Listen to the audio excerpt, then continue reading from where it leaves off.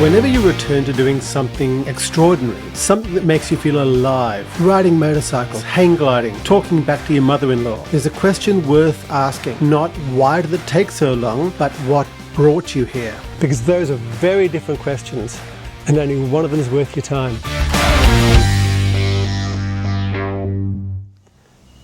G'day, I'm David from Two Wheels In. I was watching YouTube a couple of months ago, and I came across a video by a well-known YouTuber. I'm not going to mention the name because it's not important, but it was an odd video. Why, they asked, have you waited until your 50s to start adventure riding? Don't you know of all the time you've wasted? Like a lot of people, I returned to riding late. I'd ridden in my 20s, given it away, and then returned to it at 50. I'd just had a marriage blow up, and I was living on my own for the first time in a decade. Riding added colour to my grey little apartment. And here's the thing that annoyed me about the video. It presumed that the gap was waste. That more time on a bike equals a better rider, a better person. That somewhere out there is a version of you who never stopped. And you're failing to be them. That's not encouragement. That's pity with a smile on it. And the insidious thing is that even the people who push back, even the ones who say, good on you for returning, have swallowed the same premise. But that accepts that late is a problem, that never was a genuine possibility that you narrowly avoided. You didn't narrowly avoid anything, you just took a different road.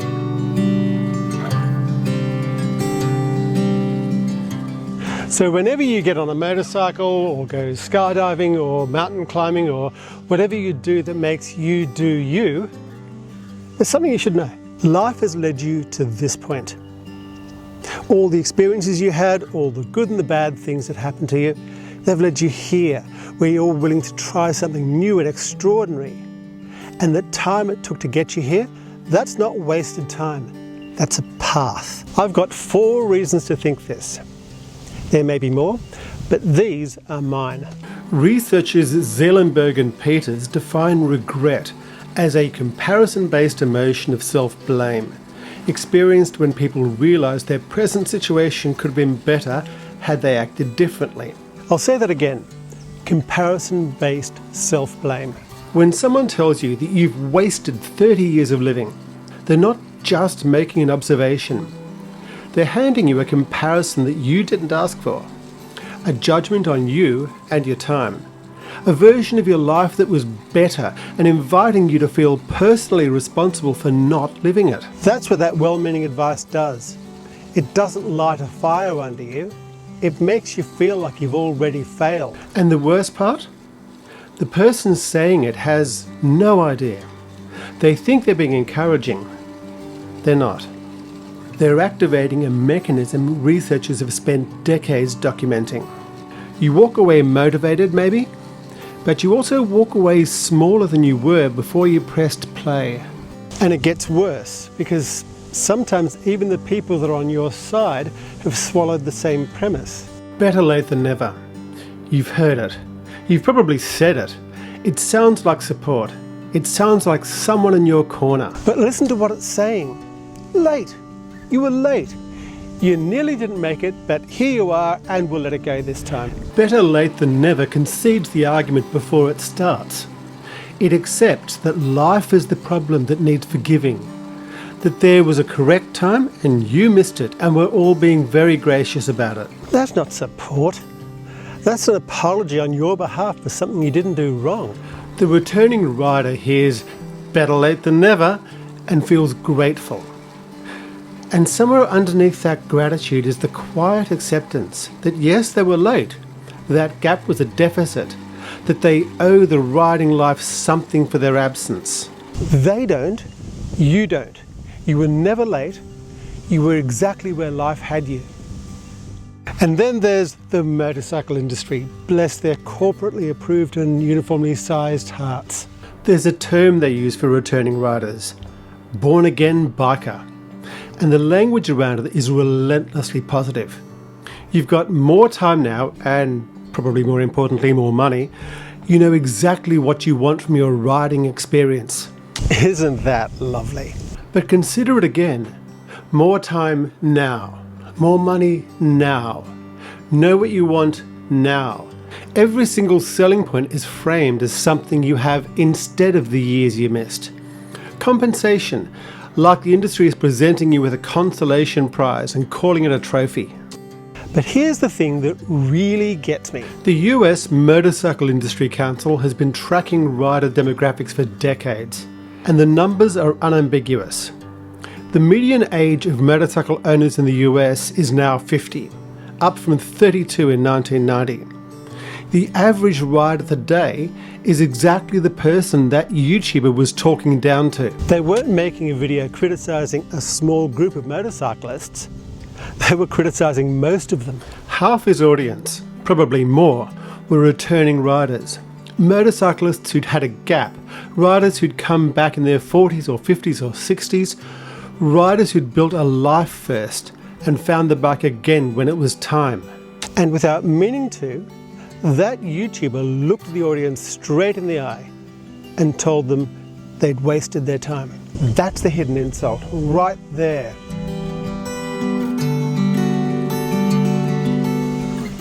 So what do you bring back? What does that gap give you that the rider who never stopped doesn't have? The 22-year-old me just got on the bike. I get on the bike knowing what it's like not to have it. That's not a small difference, that's everything. Here's what I mean. By the time you return to riding, you've made consequential decisions. Job, marriage, kids, loss. You understand what's actually at stake in a way that simply isn't available to you at 22. That's not age, that's risk literacy. And it changes how you ride. You're not out there proving something. You're not performing for anyone. You've already done the hard things. The bike gets the version of you that's finished with all that. Patience isn't a personality trait, it's a skill. And life builds it whether you want it to or not. And the research actually backs this up. Older returning riders have higher crash rates immediately after getting back on because the muscle memory needs recalibrating, but they close the gap because they bring something to the process that younger riders don't have yet. The ability to absorb information, adjust and not repeat mistakes. That's not talent, that's a life's worth of learning how to learn. And then there's this. The grey apartment. The days that were all the same colour. I'm not telling you that to make you feel sorry for me. I'm telling you because it's evidence. I know, specifically, concretely, what the alternative to riding looks like. That's not sentiment, that's information.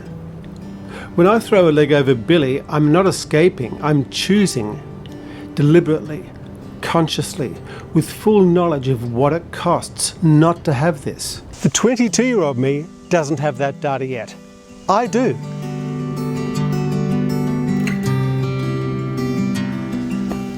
So, back to our YouTuber. He wasn't wrong to encourage people to ride.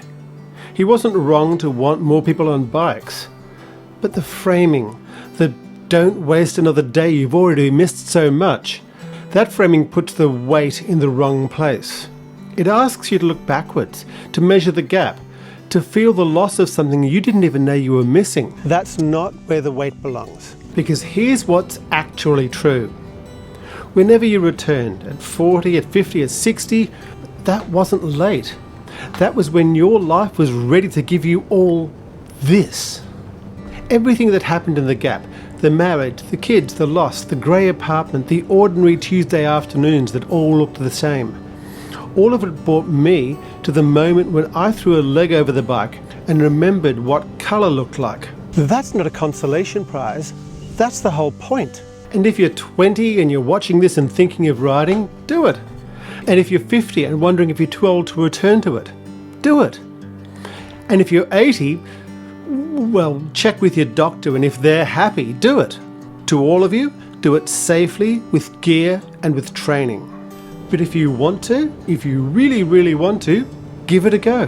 Not because you've wasted time, not because the clock is ticking, but because today, right now, your life has brought you right here where you need to be, to this extraordinary point in your life.